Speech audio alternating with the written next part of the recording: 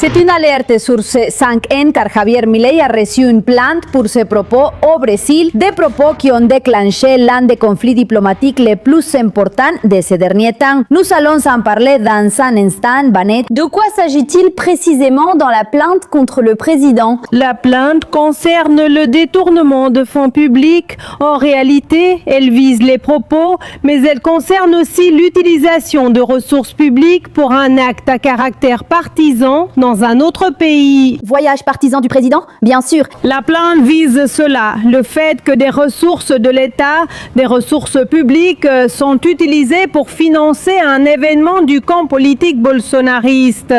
Et en plus, ils s'immiscent dans la politique interne du Brésil, en utilisant des ressources nationales, en utilisant l'avion présidentiel, en utilisant la délégation officielle et des fonds provenant du trésor public.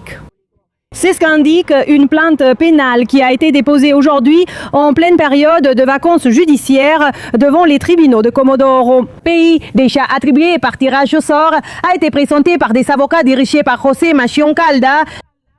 Et ce qu'ils disent, c'est que le comportement de Milei dénature la destination des fonds publics.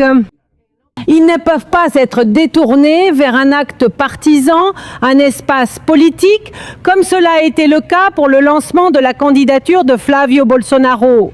Eh bien, ici, la plainte dit textuellement que les ressources de l'État ont été détournées pour satisfaire les intérêts d'une faction politique, provoquant en plus un grave préjudice aux relations diplomatiques.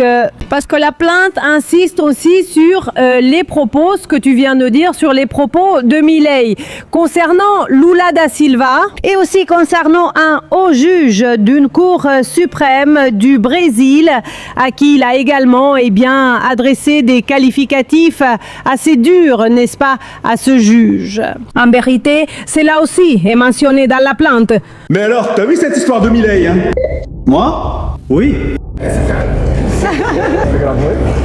Oh, je peux raconter ici pour ceux qui nous écoutent, c'est le président de l'Argentine qui a imposé un ajustement budgétaire très sévère aux dépens de larges pans de la population qui aujourd'hui subissent un appauvrissement brutal. Dans une Argentine encore sous une forte pression inflationniste. Dario Dorigon, notre ministre des Finances, a répondu aux déclarations du président de l'Argentine. Nous allons voir un extrait à l'écran. Il dit « Le président clown de l'Argentine est venu au Brésil hier et a parlé du Brésil alors que le risque pays de l'Argentine est bien plus élevé. La dette publique est bien plus élevée, l'inflation là-bas est bien plus élevée, donc on ne peut pas emboîter le pas à ces personnes qui disent que ça va devenir l'apocalypse, qu'il va y avoir des problèmes, n'est-ce pas, qu'il va y avoir des soucis. » Le risque pays est un indicateur qui mesure, disons-le ainsi, la probabilité qu'un gouvernement honore ou non ses dettes et engagements financiers. Les offenses que Milei a faites contre le Brésil étaient graves. Donc, le gouverneur de la province de Buenos Aires prend position pour essayer d'apaiser les relations diplomatiques entre les deux pays. Oui, il y a même un passage à la fin de cette publication, je cite, il dit, n'est-ce pas, « Le Brésil est notre principal partenaire commercial ». Avec ces provocations, Milei met en danger les investissements, les exportations, des milliers d'emplois et les intérêts de l'Argentine. Tout cela pour soutenir un candidat sur ordre de Trump. Il rapproche même ce comportement de Javier Milei de celui du leader de droite, n'est-ce pas, Donald Trump. La relation avec le Brésil exige de la responsabilité, pas des provocations. On voit qu'il prend position sans pour autant soutenir, par exemple, le gouvernement brésilien ou le président Lula. Il est même neutre dans cette prise de position, mais il met en avant les intérêts de l'Argentine dans cette relation commerciale avec le Brésil et il rapproche le comportement de Milei de celui de Trump. Celui qui s'est exprimé officiellement, c'est le chancelier Mauro Vieira lors d'une interview dans l'émission Fantástico de TV Globo. Le ministre des Affaires étrangères a qualifié ses propos de brusques, grossiers et inacceptables. C'est d'une certaine manière la déclaration officielle du Brésil, n'est-ce pas, parce qu'elle vient de l'ambassadeur. Et il a dit, nous avons besoin d'explications du gouvernement argentin sur la raison pour laquelle le président de l'Argentine est venu sur le territoire brésilien pour tenir ce genre de propos et faire ce type de déclaration brusque, grossière et inacceptable. Tout l'épisode est extrêmement grave et inacceptable, mais nous devons travailler à la compréhension entre les nations. La diplomatie se fait par le dialogue. Et plus tôt, justement, l'Itamaraty a également annoncé que Vieira avait déjà convoqué l'ambassadeur d'Argentine, Daniel Raimondi, pour transmettre la réprobation du gouvernement brésilien face aux insultes proférées par Javier Milei et demander des explications sur le comportement du dirigeant argentin sur le territoire brésilien. Donc, cela devient la réponse officielle du Brésil face aux déclarations de Milei. À ce stade, professeur Mairovic, je voulais clarifier, quand le président Lula dit « nous n'allons laisser personne s'immiscer dans l'élection brésilienne » et que Milei fait ces déclarations, cela peut-il être considéré comme une ingérence? Quel type d'ingérence, tant de la part de Milei que de Trump, n'est-ce pas, qui est aussi une question que nous suivons et dont nous allons parler dans un instant ici, quel type d'ingérence est-ce donc?